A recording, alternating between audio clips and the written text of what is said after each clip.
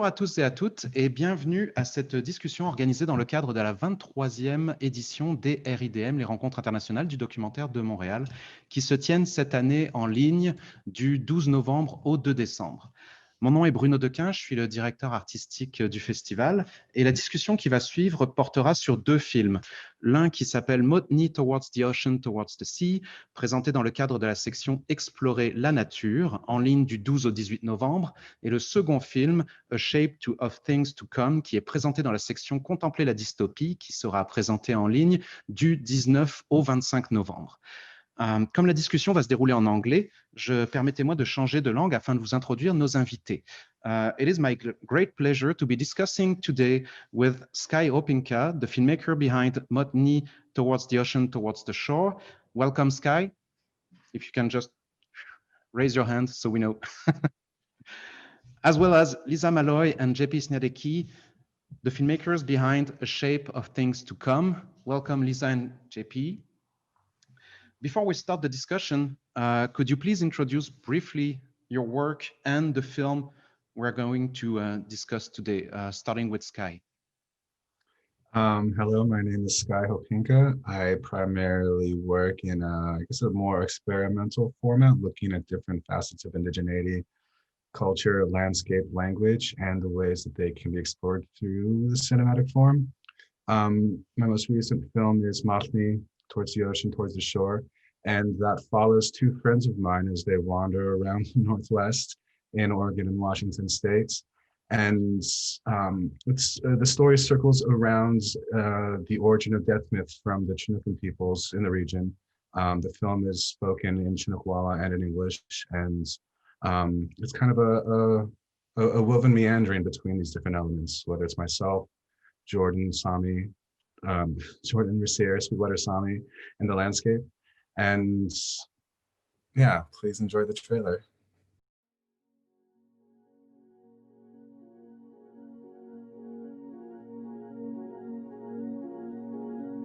Kansellarwalde. Latin Sallarwa, Kabukar Saltsak. With some people, you just connect to. It's almost like you knew them from before. So it's hard not to. So in a lot of ways, yeah, I do believe in reincarnation. Latin Sallarwa, Waverly. Gooi me telligem Yagawawa. Ook de nieuwste naas fleske kumdux kanoi ikte. Kabba fleske tlapsan. Kanchi fleske ko. Kabba ilai. Kanchi fleske tlap. All de fleske kumdux kanoi ikte. Pi kagwa fleske chagu manaki hayash. All the fleske kubit kumdux. Fleske kubit kumdux. Nlachti might me. Lili yakakawak. Bikaba iktsan. Yak okaba ilai. Ook aanke die telkom fleske nana chiachka. Fleske gumnaks karis fukugum yakatamanos. Piada fleske balachu giacha tamanos. Pi Lachtin Sallarwa, maڵni.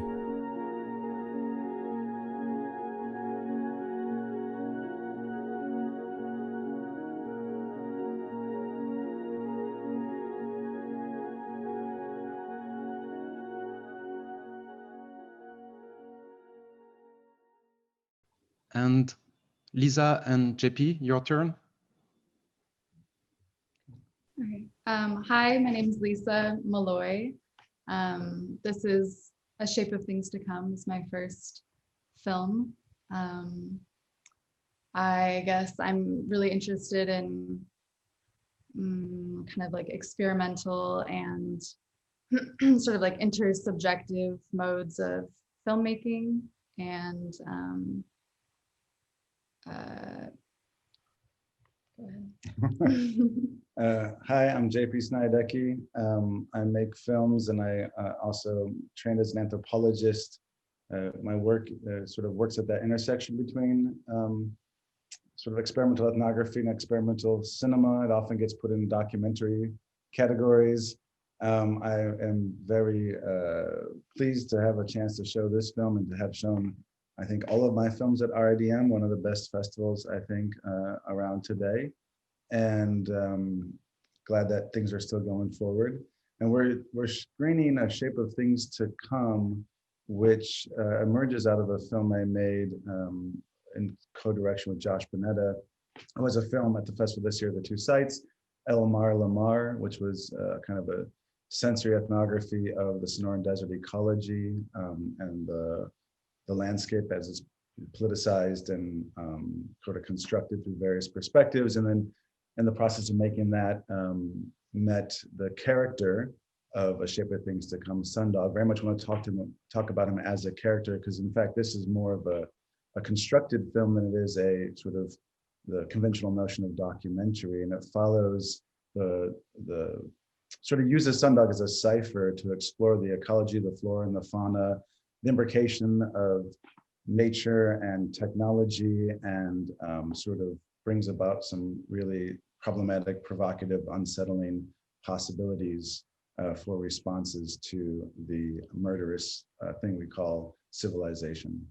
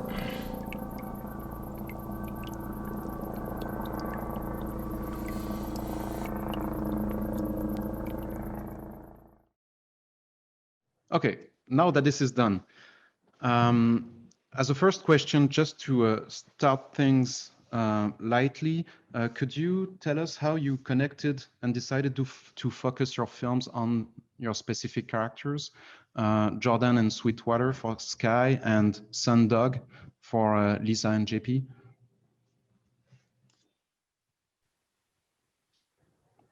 Why we focused on them? Is that what you said? Yeah, how you connected with them in the first place and why you decided to make feature films with, about, around them. Whoever is ready to talk first. Sky, please. Go ahead, Sky. Thank you. I'd known Sweetwater since 2006 when I first moved to Portland, Oregon, and I first met Jordan in 2011 when I started this Chinookawa language club language group. And since then, I mean, I don't know, both of my friendships with these people as based in Portland and based in like the region and very much a part of that. The work that I have been doing the last, I guess like 9 years now with Chinukwawa has always seemed to involve Jordan in some form or another. And one of my first short films, my only short narrative film called Hui Hui from 2013, features Jordan and I acting in it with the script that we wrote. That's all in Chinukwawa. I don't know, it's a silly film, but it was fun to make and to just imagine different ways of the language existing that focuses on its utility rather than just the spectacle of its use. And since we had made that film, like we'd always wanted to make something longer together and to just revisit this sort of speculative world of Chinukwawa in a contemporary setting and contemporary usage. And so when I first started thinking about the film, maڵni, it just seemed, I mean, of course it's going to involve Jordan. And we decided on more of a, I guess like a documentary or nonfiction sort of approach to it rather than a scripted one, just because I don't want to write a script. I don't know if I'm any good at it. And just it seemed to allow us a lot more freedom to explore these locations and explore these settings.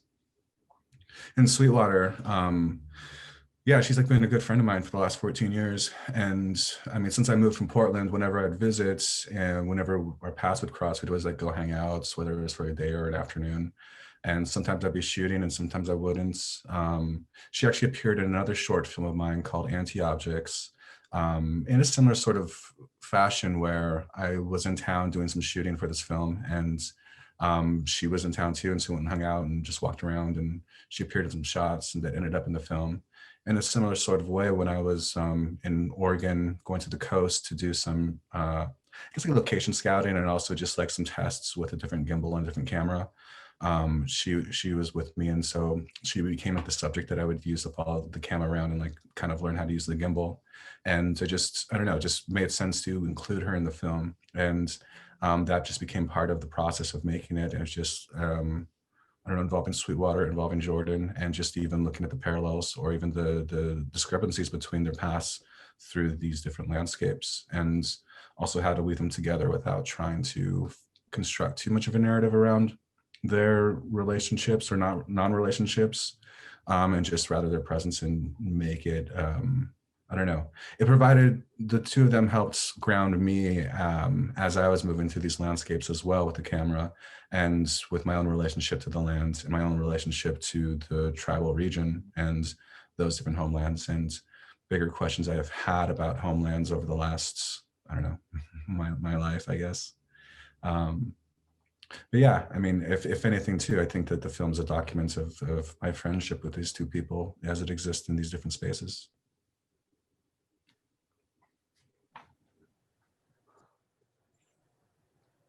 How do you want to start since you met somebody? I just want to start off by saying it's so pivotal and important, I think, Sky talking about the emergence of these characters cast in the film who become constituent elements of the film, born out of friendship, because it's so palpable in the sense of presence being actually the through line, right? A cinema of presence versus a cinema of narrative or trajectory or some sort of emplotment. It's really about this kind of, I don't know, like just being in the very presence of the beings of one another and the larger sort of network of beings of these ecologies that I find so powerful in that film, which I enjoyed so much watching it. And thank you so much, Sky, for that.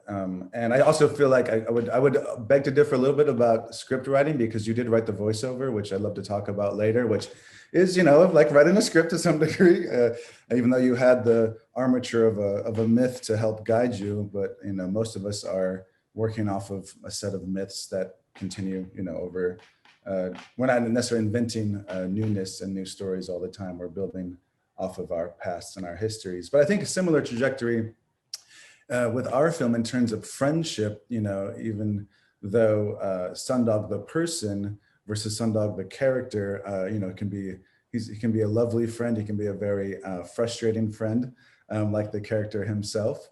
But the instigation for making it was, you know, he appears in Elmar Lamar, voiceless, just an image.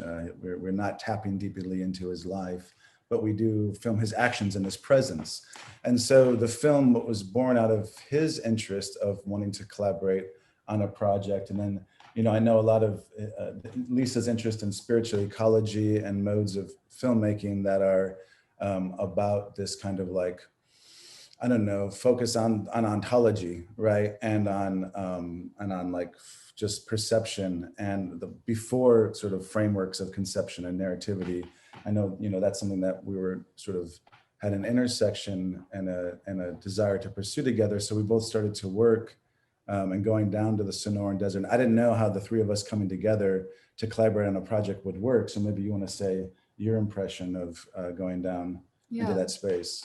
Yeah, I think one thing about like Sundog, as we said, we talk about him when we're talking about the film as a character because we weren't really tied to depicting him as close to reality. We were much more interested in what we're saying, like using him as a cipher to experiencing these different themes. But at the same time, he was very much like a co-collaborator with us on this project. And I think that really happened a lot towards like the inception of this film because it really was developed out of a lot of conversations with Sundog. And, you know, I first met him when kind of the idea of making a film was already something that was established. And so we really just kind of dove into it. And for him, I think it was a way to explore cinema, or for him, it was a way to get his message out into the world, which was very connected to, I think, his like fantasies of eco-terrorism. So I think all of us were like hinged to that sort of fantasy and how we could collectively bring it about cinematically.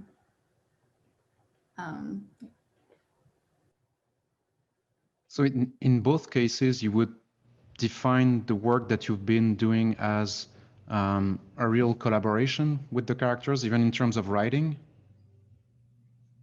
Because you're mentioning the fact that you're, you know, discussing with him and writing, and you see him as, you know, and you as people who would be able to work with him around his fantasies.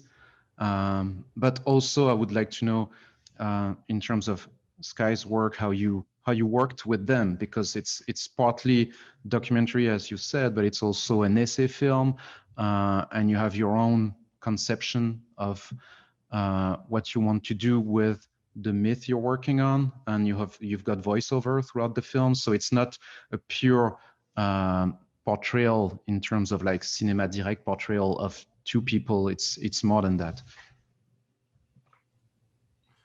Yeah, I mean, a big part of this film too, while making it, was just trying to see how my short filmmaking practice scaled up into something larger or something longer.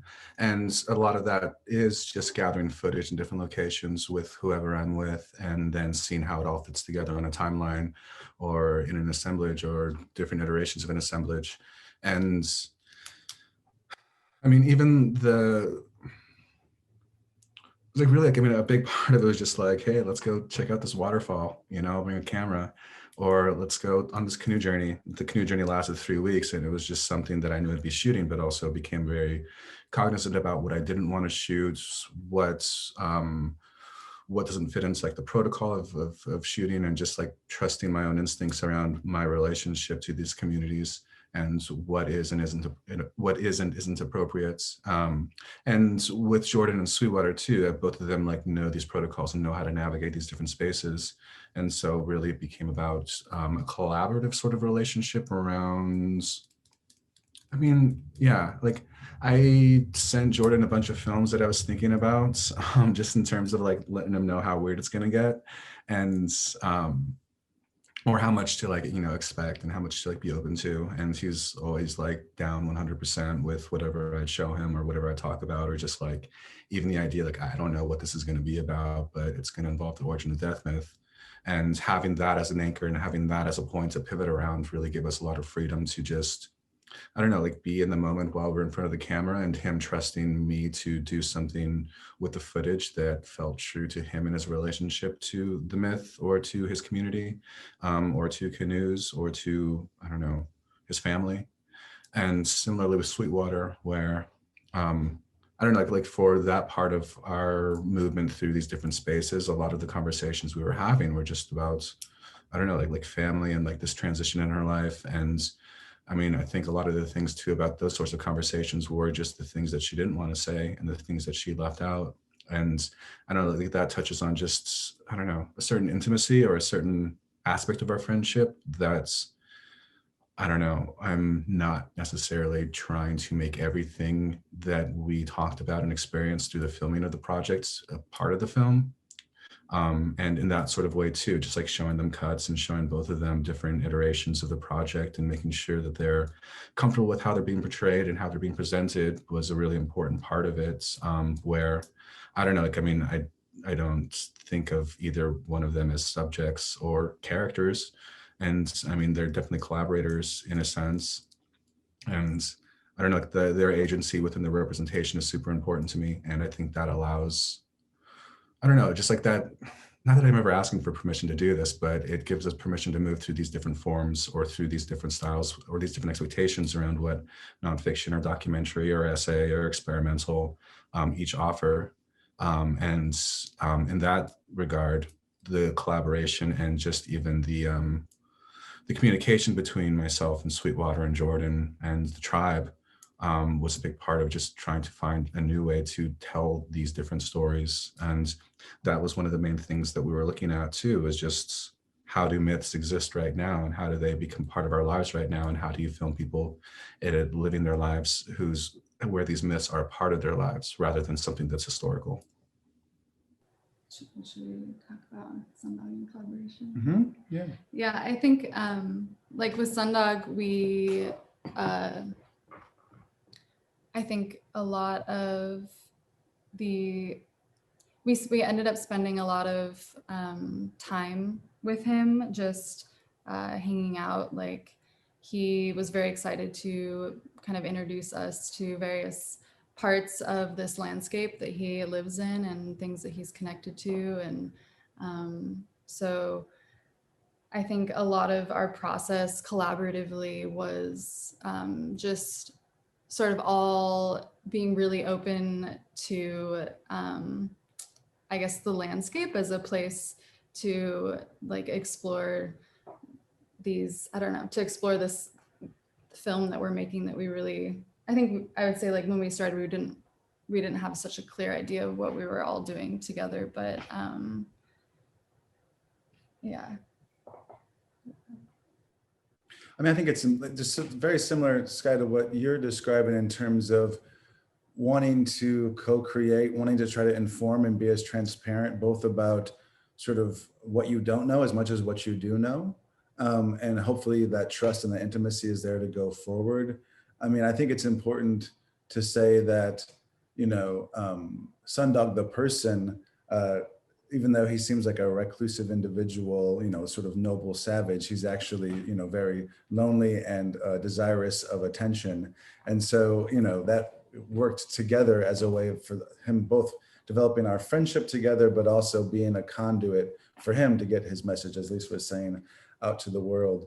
But, you know, in the similar sort of way that Sky's describing, showing cuts together, looking at footage together, looking at assemblies together and seeing and discussing the process was important to us as well. And having agency, not just of him, but also of the world around him, you know, of the pigs that he keeps, the cats that he keeps, the coyotes, the, you know, the toad, all the different flora and fauna, I think was also important. The verbinia, the vultures, like sort of trying to figure out a way, obviously still trapped within our anthropocentric modes of understanding, still trying to find a way to allow for all those different beings to write themselves on the film was an important part of our collaboration as well. Right. But I would say like maybe something unique about Sundog is he's so he likes the attention of a camera. So for me, a lot of getting to know this film was just through filming a lot of his processes of life, like his like daily processes. And I think that that sort of like intimacy is what helped like that we both, all of us had and shared, was what helped us kind of branch out into more fictional elements of the film. Yeah, I would say that a lot of the scenes, you know, that are more fantastical, like going through desert portals or eco-terrorism, those are scenes that he himself proposed, and that, you know, we just applied whatever skills or lack of skill we had in cinema and filmmaking to try to help realize those together. So there's a lot of co-writing going on.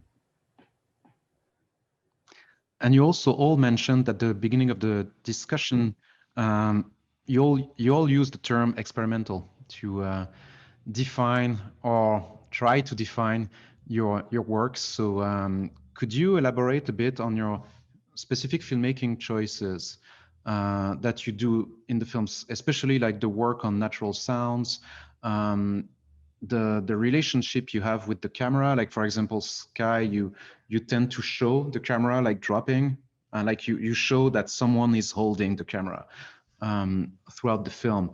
So if you can talk a bit about that, and also the filmic manipulations.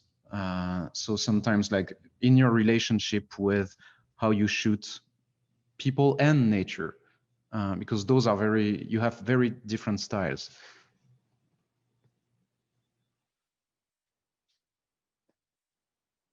Sky, maybe you want to. I mean, often, like experimental is a term that I think is useful in some ways and useless in a lot of other ways. It's useful in a sense of getting someone setting some sort of foundation of what to expect, just in terms of this isn't going to be a conventional documentary that you see on Netflix. And it's also not going to be an action movie starring Vin Diesel. Or there's plenty of films in between, but those are the extremes that I think about or go to. And I think that it's covered in a lot of ways, or it's just like opens a lot of doors or opens a lot of expectations to start thinking about how to prepare an audience to engage with the film outside of what they're expecting or what they're used to, and in some ways try to get them to question their expectations and their disappointments and whatever failure I bring into delivering those expectations or not, or meeting them. And getting that out of the way, it really just opens up a lot of ways to look at the soundscape, to look at the images, and to look at the colors and the saturation, and whether there's big gestures or little gestures that help either illustrate a world outside of what an audience may be expecting, or to bring to life in a world that an audience already knows. And that's what I think is exciting about thinking about Indigenous experimental cinema, because it is very much young and new, especially around how to use these tools and these conventions, whether they come from, I don't know, like an older era of avant-garde filmmaking or even a newer one that utilizes more digital techniques. These are still tools that are in the toolbox of trying to employ as ways to, I guess, focus less on form and more on content, or to find some sort of healthy balance between the two, where how the form then can deliver or help employ a certain conceptual relationship to indigeneity that may not be, I don't know, as easily explained or gotten across via more conventional or traditional measures or ways or means. And I mean, a lot of this too is just like ways for me to indulge these certain instinctual practices that I have, whether it is the way that I think about sound and the way that I think about color, and the way that those can be used to, again, like build a world or to illustrate a world that's, I don't know, I feel more connected to, either through memory of when I was shooting the footage itself, or what I imagine as I'm editing through them on a timeline. And even as this film uses a lot less like overlay or digital manipulations in terms of the image or abstractions, I think that also gave me more space to work with the soundscape and to work with the sound that I gathered, or that my friend gathered, who was running sound for me on the the canoe journey shoot, and just seeing how that could also be used to construct a different soundscape outside of one that is entirely representational, and to create something that I don't know, replicates the atmosphere of what I imagine or what I feel the tone is of the myth, and I don't know, these different landscapes, and as we move through them, and also to, again, like, yeah, account for my presence and to account for the manipulations that I'm employing in the film with what you're seeing, and how that can be something that either you trust or don't trust, or just are aware of as you question or as you experience the film itself.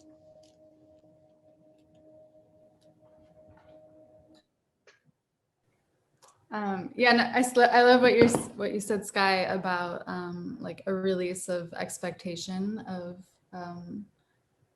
certain modes of filmmaking, and I think that's, I mean, that's definitely one thing that I'm drawn to experimental, the word experimental for. For me, I think it's very like very playful, a place to be very playful with cinema, and like, I think something I really loved about the process of filming with Sundog was, well, for one, the environment we were in was a lot of really bright light. So it made it, and the camera we were using, it wasn't so easy to see what you're filming. And so I think, you know, I'm very drawn to like intuition as a guide for how to film and how to see the world. And so, that the kind of like blindedness of the camera mixed with this like internal desire to understand cinema or understand the world through cinema helped me kind of like hone in on this kind of just like following the gut when you're filming. Like you just kind of like trust that it's not, you know, there's not really a right or wrong. It's just, you just trust in how you're moving with the camera, and how you're moving with the world, and how I'm moving with Sundog, or how we're moving together, moving with Sundog, or whatever it is. And so for me, that's really powerful. Or experimental cinema is a really powerful like space to play. But there's also all sorts of things. Yeah, I mean, I know I love everything you guys are saying. I mean, like also just experimental as in a leap into the unknown or the new or the hopefully new, right? And it puts you into this kind of position of like frailty or fragility and fallibility, right? That I find very productive and very fruitful because it's not about shoring up knowledge or speaking authoritatively about something, or about you know, seamlessly sort of putting into play a plan to execute a plot, but it's more about, so that's, you know, what I find powerful is more about this kind of, not like a positivistic notion of science, but like this idea of experimentation, of trying to see what's just beyond perception, beyond knowledge, or just at the limits of perception and knowledge. And I feel that, you know, what's one of the things I love so much about watching your feature, Sky, is that just being able to be in that realm of constantly unfolding and emerging, and the kind of faith that, but also the ability to sort of have a foible or a fumble, and which our film actually does as well. It's, you know, there's, in fact, the final shot of the film, or second to last shot, is a very embodied corporeal shot that constantly refers back to the camera operator and that moment of filming and the production. But I love the way that it's peppered throughout Sky, your film, to keep us, reminding us not just that, oh, here's a self-reflexive moment of the positionality of the filmmaker, but also that it's a leap into a kind of fragile space. And this, those moments of like self-presence, in a sense, are they also related to your own relationship with ethnography as a whole? Like, how would you define your works in relationship with ethnography? I know that Sky, at some point, if I'm not mistaken, you've defined your work as ethnopoetic. Is that right, or am I completely mistaken? Totally wrong. Because I've read that somewhere. No, I did say that. No, like, I mean, with ethnography, or even just like that sort of reflexivity, I think that's, I mean, Well, like, I mean, like the gesture of revealing the camera movements or the camera itself is like never an ends, you know, it's like never just like the end result of just like, oh, I'm pointing to myself and like that's solving all the problems. And it's just like, how can I then use that to, I guess, hold myself accountable in certain ways as either a part of the story itself or as the facilitator between these different relationships between the audience and the subjects and the people within front of the frame. And the construction of it itself. I mean, like,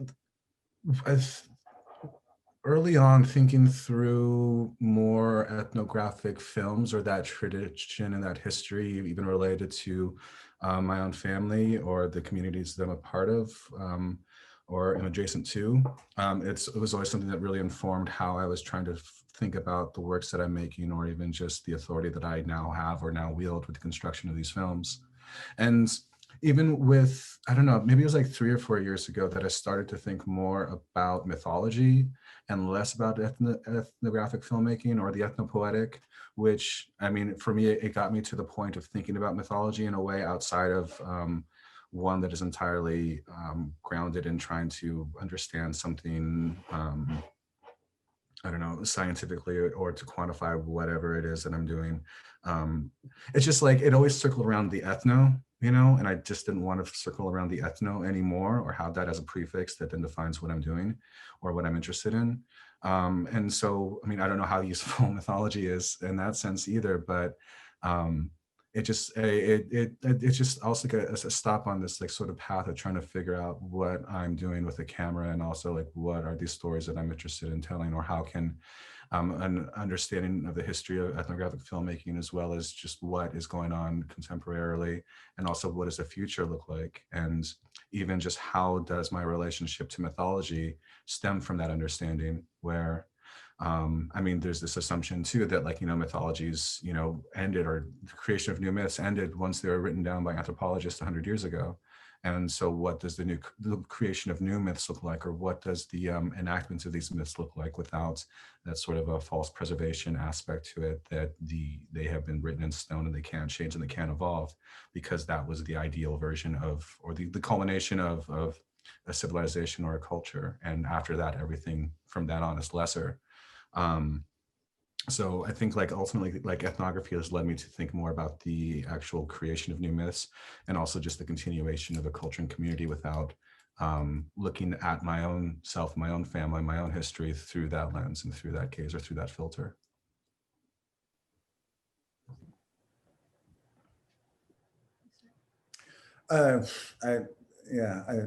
I have to say that my films have been described as anti-ethnography, so I don't know that I should really be speaking about,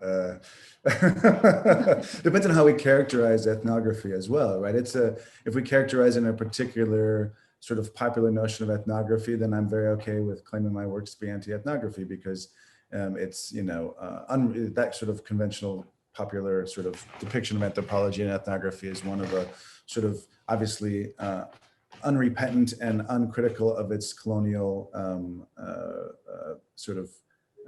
roots and present.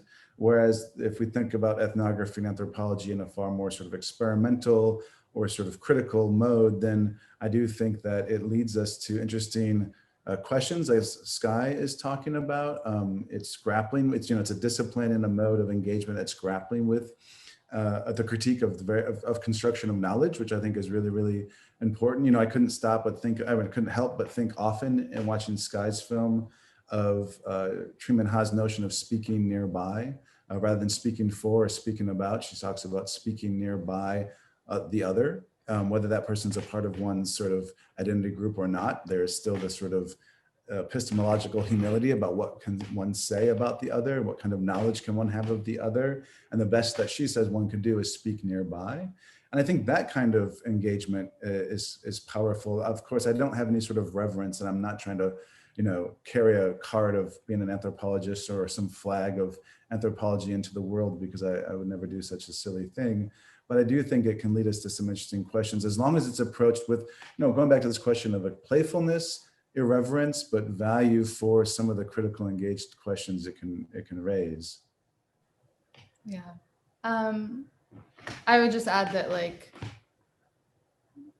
I'm very like, I feel like if I'm not trained in anthropology or ethnography, and I'm surprised. I think a lot of people call our film an ethnographic film of Sundog, which isn't at all how we were really thinking about it. But I'm definitely really drawn to kind of like the unpopular like stories or I don't know, like moments or things that aren't necessarily so focused on. And I think ethnography is potentially a really powerful tool in that way, because you can present, or you can work with, or you can seek to understand or play with those things that aren't known by most people, or that aren't told by popular media or represented so often. Or you can take the things that are represented so often and subvert what we might think is the common or generally understood or common understanding of that thing. So I don't know if I'm making sense, but I think ethnography can be powerful, even though it's very fraught with, yeah. Colonial roots and yeah. bunch of old dead white men And in both cases, you mention some kind of big ambitions for your works. Like in one case, you're talking about the actualization of myth. In another case, the title of your film is A Shape of Things to Come, which is a reference to Wells, I guess, if I'm not mistaken, but it's pretty clear, it seems. So could you talk a bit about, on one case, like develop a bit about the specific myth that you wanted to actualize and work on, and in the case of Lisa and JP, talk about the title and what Sundog represents for you and in this film.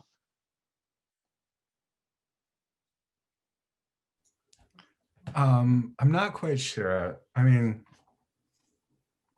I think you touched on something that I do think a lot about, especially with language revitalization, where I think like making the film and trying to actualize a myth didn't feel like a big ambition.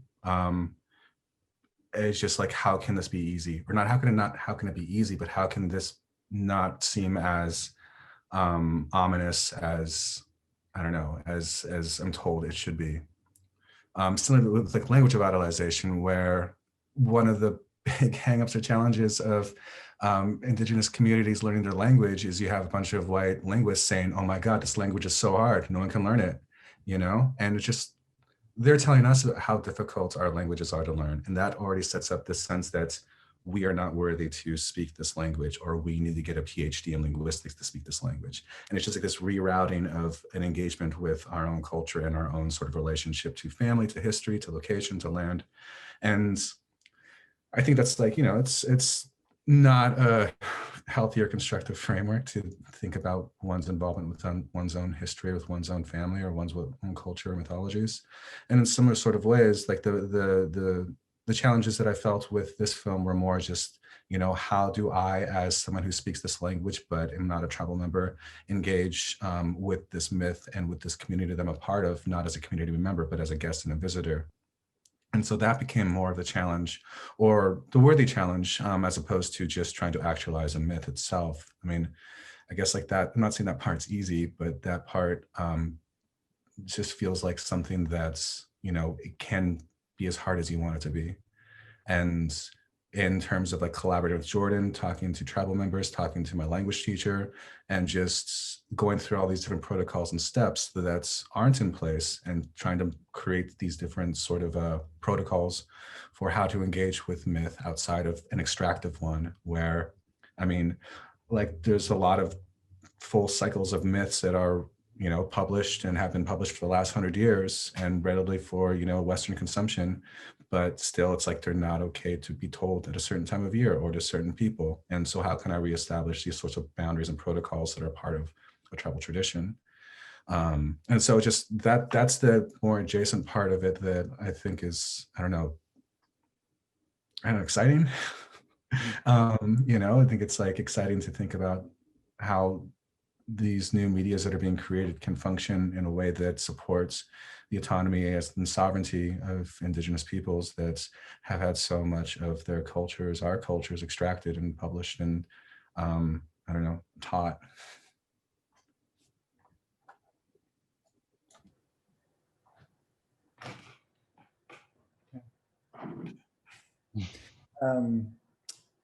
Yeah, I mean, it's a reference that A Shape of Things to Come does have some reference to H.G. Wells.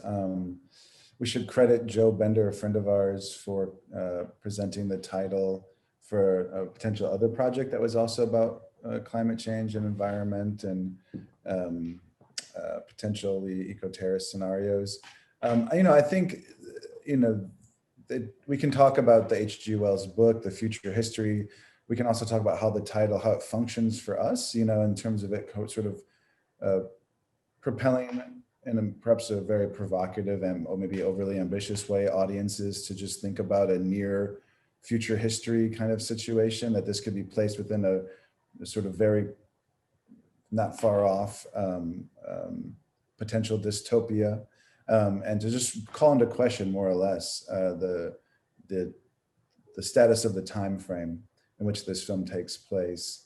And then just to sort of even push even further, especially during this time of the pandemic and social distancing, sort of radical social distancing, radical individual action, an individual who is, you know, lonely and disgruntled, but would normally, you know, or one would think, you know, sort of live out one's days in a kind of idyllic hermit kind of way, taking this sort of more radical action based upon, you know, the ever increasing militarization of the border and just the overall devastation that goes on to the environment. Then also just sort of, as we dig deeply into his mode of life, it's nothing, you know, one could call it something of a trope, the sort of survivalist, but it's also puts a challenge to people who are sitting in the comfort of their homes, sort of maybe fighting for the cause of environmentalism, or maybe not, but just sort of presenting a way of life that might be really off-putting to someone who maybe is a vegan or, you know, fancies themselves to be an environmentalist, but their mode of life is by far more damaging perhaps, and far more complicit in the overall destruction of our world than Sundog's existence. But just sort of raising all these questions without trying to come home to any particular sort of value judgment. Yeah. I think in terms of like the challenge, I think the big challenge for us making this film was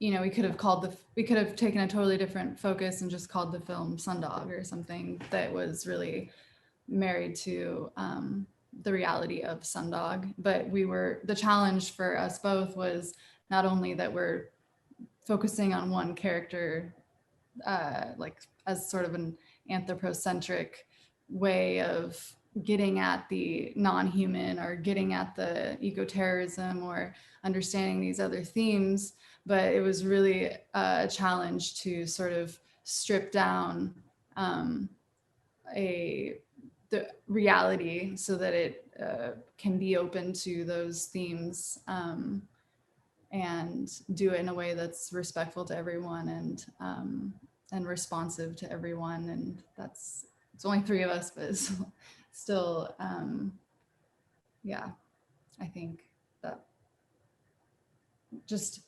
the expectations of, for example, Sundog, the protagonist, was, he's very thought as like a kind of a reality, like TV potentially, you could say. And so for us, it was really kind of the opposite, like a way of making, yeah, I don't know how to say, but stripping the reality of Sundog so that these things can actually be a little bit more powerful and a little bit more present. Yeah, and I think it's also important just to say that the title is A Shape of Things to Come, not The Shape of Things to Come. The article change is important.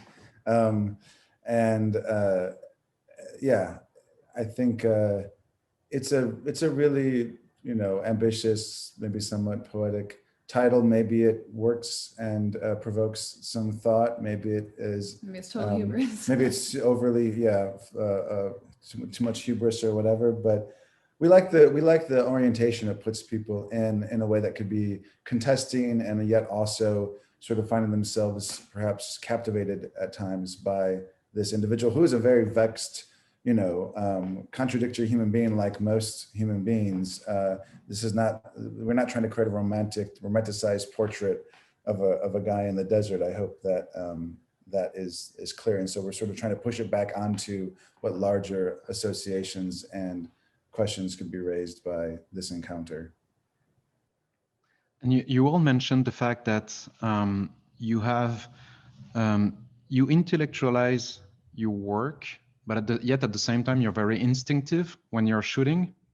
So how do you shape the work afterwards in the editing? Can you talk a bit about that in terms of those films specifically?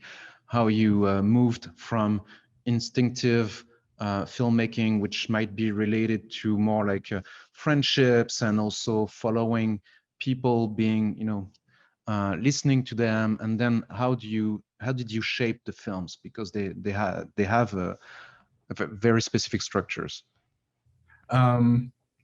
Like, yeah, I mean, I try not to edit while in my head while I'm shooting, but I do have in mind like different shots or sequences and how they work together, or just things that I want to revisit once I put things on a timeline. But I find it's easier just to focus on looking at a space and just either shooting for the aesthetics of it, or just the lights that's there, or just by opportunity because people are around, or that people that I want to shoot. And then once things are on a timeline, that's really when, I don't know, I start to think more critically about what I was shooting, or about why I was shooting the way that I was, or where certain sequences could land, where it's like, oh, this feels like something that can happen in the beginning, or this is like something in the middle, or this is something I want to end on. I think that, yeah, like one of the last sequences where I'm following Jordan and he leads me to his waterfall. That was like the first thing that I'd shot with Jordan. And after I shot it, I just knew that that was like something I wanted to end on. And so it's just like really kind of like watching a lot of cuts and going back and forth and seeing how these things fit together, and not really being tied to any chronology of shooting or even chronology of events, or trying to lead a viewer through a certain chronology, and more just and like an emotional resonance between myself and these spaces and these people, and how introducing different elements, whether it's just like going back and shooting a little bit more with Jordan and Sweetwater, or, you know, like deciding to read the passage of the Origin of Death myth that is available for public usage by the tribe. Just introducing these different things throughout and trying to figure out how they can be woven together, and not necessarily focusing on exposition, but rather just something that is a bit more, I don't know, the opposite of expository. Maybe experiential. It's interesting because you can really feel that in the film. I mean, you can feel lots of things in the film, but it doesn't feel like a pained process. I'm sure you worked very hard and everyone put a lot of energy into it, but the film doesn't have that kind of, you know how there's that trope of the twisted, tormented creative process that only through pain and suffering does something great emerge, and you don't really get that sense in this film, which is really refreshing and really, really wonderful. Yeah, you can feel it. And so editing, yeah. I think like we made this film over 3 years, I think 3 years. It was a process of like going, because we're in Michigan, which is far away from Sundog in the desert. So we would go down and sort of explore, shoot, film, hang out, and then come back to our editing den and spend a lot of time just with the material. And I think for us, a big part of the process was just watching material and like like falling in love with material and disliking certain material, and I think slowly we would assemble, and then that would give a certain direction next time we were down in the desert, as to what to shoot or what to ask or what to explore. And then it kind of pieced itself together in that way. And then I would say a really big sort of change or shift was when we really started thinking about sound, with the amazing Ernst Carroll, who we worked with on the sound design. And, you know, he's really amazing at working with like electronic, and manipulating electronic sound. And that really resonated with a lot of our sound recordings that we had taken of all the different sort of imposing surveillance technology in the area. And that was a huge theme for us as we were developing the film, but it didn't really take root until we were able to explore that with Ernst. So that process of working with Ernst and hearing what's possible sonically with what we had and with what he has and everything, also like helped us reflect back on the edit itself, and caused us to rethink, I think, some really big changes in the edit. And so I think just staying open the whole time was really helpful. And yeah. But then letting sound and analog electronics cut away a lot of the fat, right? And get more streamlined once we started, as you said, interact with Ernst and start to compose together from his own compositions, then working together with field recordings and his compositions to build this ominous building tension kind of motif that goes throughout the film. I will say that we also brought down a projector and speakers to show clips and cuts and versions to Sundog. So that was the way in which we shared. He doesn't, he's not going to watch. He has watched some stuff at the library over Vimeo, which was great to give us feedback, like don't put the pooping shot in. But no, later he came back to saying, okay, the poop shot actually works. Let's leave it in there. So those were some of the remote kind of conversations, but we had a lot of face-to-face conversations as well. And I also just wanted to take a step back to this notion of like intuition and intellectual engagement as being somehow on a dichotomous relationship. And I understand that's how we normally sort of culturally frame these things, but I find them to be radically informing like every step of the process. Like editing is really, it's not like the filming is this corporeal embodied intuition-based sort of jump into a river and you never think about editing. Like Sky, you admit sometimes you think about editing, sometimes I think about editing when I'm filming too, but it's often is this kind of embodied corporal, let me follow where I go. Editing isn't like you put on a hat and then you rationalize and build stories, but you're actually reliving the emotions, the atmospheres, the feelings, the energies that were going on in those scenes and the new things that are created and the editing process. So for us, it is that kind of like interplay of all of those different modes as we're editing. The fortunate thing is that we had enough time. There was no rush to put out this movie that we could keep going back and forth. We even had another character who we ended up cutting her out of the movie towards the final stages of it. So we went through many different iterations. We tried many different processes. Although I will say that, I don't know how you feel, Scott. Lisa, you and I have talked about this, but sometimes you never want to finish a movie. You just want it to sort of stay in that nascent and inchoate state of almost a movie. Like you're just sitting with the footage and you know, Sky's never once. Yeah, I actually don't agree with that either. I don't like to finish films. So I like to hear, Scott, your thoughts, and Lisa, your thoughts about finishing a movie. I like them just to stay undone when all the possibilities are still hanging there, Yeah.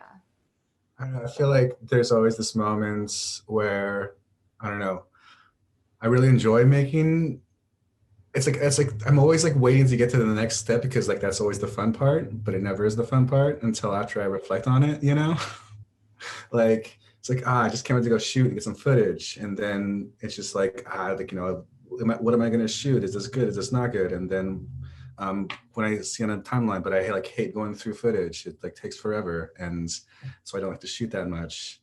and then just trying to slog through that to get to the assemblage and to the editing and the weaving and watching cuts. But then when I'm in the middle of that, it's just like, God, this is so hard. This film sucks. What am I going to do? You know? And then it's not until it's like done that I feel like, oh man, that was so fun, you know? Well, actually, I have to say a very similar feeling emotionally as you have, except I think I'm maybe more of a masochist. Yeah, JP at the like last minute after we had already like decided it was going out, wanted to add a whole nother character and like pull out the film and add this other character, which we did. We tried. We did that whole editing process, but we ended up taking it out. But yeah. I just have one final question, because it's we won't have much time after that, but it's also related to the start of the conversation, which is that both films are about nature. Can you talk about your own relationship with nature and the territory and how it evolved throughout the making of the film, if it did?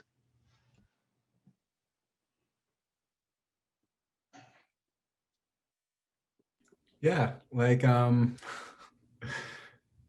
don't know. I mean, like even just like thinking about nature as like this sort of like artificial construct that's, you know, we in whatever civilization are safe from, or in the civilization that we live with are safe from, and how it's just like relegated to this sort of like mystical space that's either one for our enjoyments or two full of like dangers that will kill us at any second. It just, I don't know, like in similar sort of ways of like how can I film nature or be in nature or these different environments or these different landscapes, and what is the thing that gives them purpose, or what is the thing that gives them shape or meaning.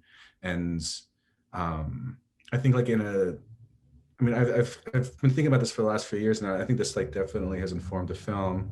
But there was this poem that my friend wrote. He's this Cherokee poet based out of Milwaukee, and I know we had a lot of good conversations, but the last two lines of the poem are, why write poems about the land? It describes itself. And like in it, he's like talking about like pastoral poetry and just like the sorts of like flowery sort of language used to describe the natural environment, and also how that exotifies it. And in a similar sort of way, just thinking about what it is that describes the land, or how can the way that my camera exists in a landscape not be about trying to describe it or trying to express it or trying to like capture it in like, you know, wide angle lens or whatever, but rather how can I communicate with it? And it's like communicate in a similar sort of ways. Like, what is the language that me and Jordan have, or me and Sweetwater have used to describe our relationship to each other within this space, and how that is also in communion with these different landscapes, as opposed to exotifying it or thinking of it as something that is too far removed from us, in similar ways that, you know, anthropology has taught us to be removed from our cultures and our histories. Where we think about like dispossession of land, or, you know, unceded lands or reservations, and how those boundaries also inform how we move to these different spaces. And I think in the entire film, only one or two shots were on Crown Round Reservation. The rest are in just traditional homelands of Chinookan speaking people or the Salish speaking people. And it's just the movement of people, the movement of us, and these different demarcations of our presence, and these sort of, I don't know, images of that are, that's like these documentations of our presence, are a way of activating the landscape in a different way that's, I don't know, shows its utility rather than its removal.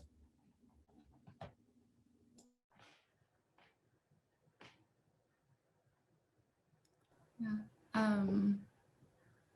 I think for me, like as far as relating to nature, I think it's really important to always be really like humble, and humble in the sense of you never really fully know the extent of the history of a place, or the beings, all sorts of sentient beings that have coexisted in that place over you know, distant time or recent time. And so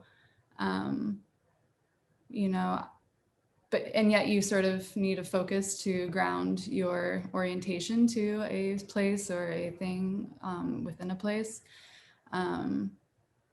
So like with this film, I think I was kind of really open to the way that Sundog like understood himself in relation. Not that I agreed with it necessarily, but I was open to it because that's what we were doing. And like for him, something that really like sticks out to me and his sort of relation to his the place that he lives within is that he very much like sees himself as a sort of like he often, what does he say, like become food. Like he sees himself as like can be eaten.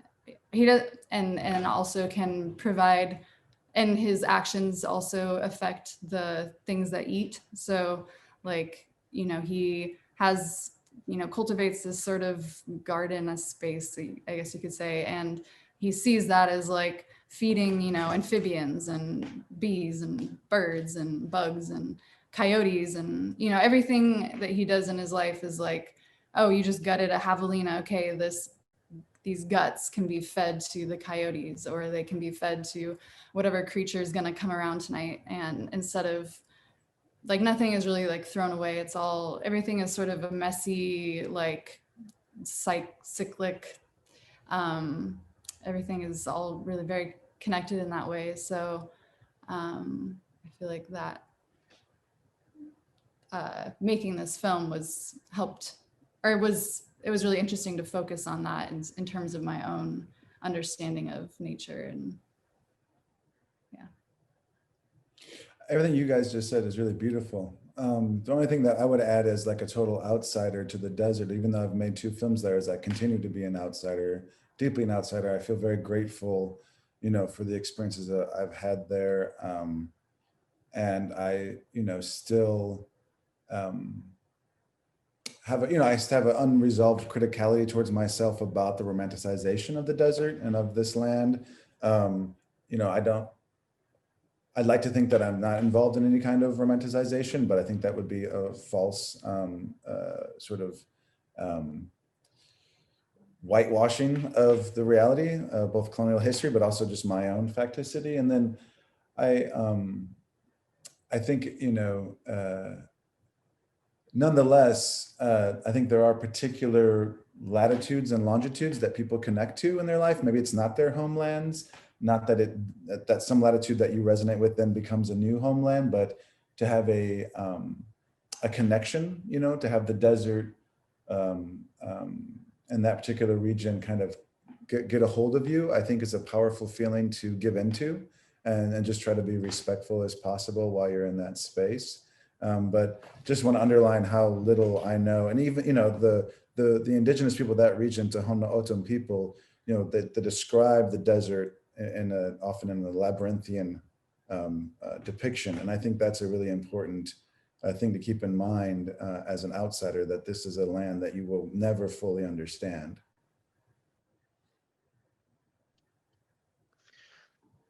Well, thanks to all of you for the discussion. I just want to specify, in case people will listen to that during November. So in case there is some kind of cognitive dissonance, I want to mention that this discussion was recorded on November 2nd, so a day prior to November 3rd, in case people are wondering. And I'm really, really glad you were so generous in spite of everything that must be in your minds right now, I guess.